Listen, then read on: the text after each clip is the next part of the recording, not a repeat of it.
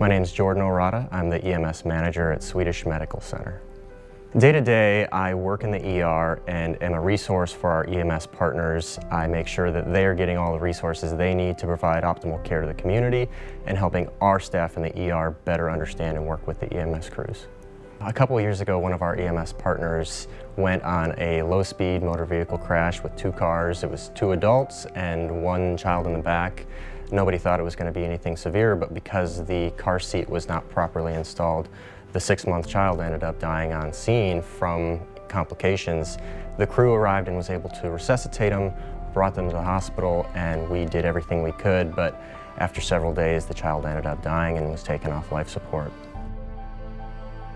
Anytime a child dies is really hard for first responders and those in the ER, and it sends a ripple effect through the whole community because it impacts the physician and it impacts their home life. It impacts the nursing staff and their home life.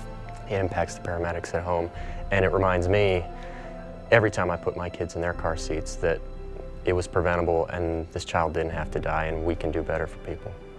My hidden scar is knowing that that child's death was preventable and that everywhere in the metro area there are kids who are susceptible to this because car seats are not properly installed, and we can avoid it by educating and looking out for our family and friends and checking our own equipment.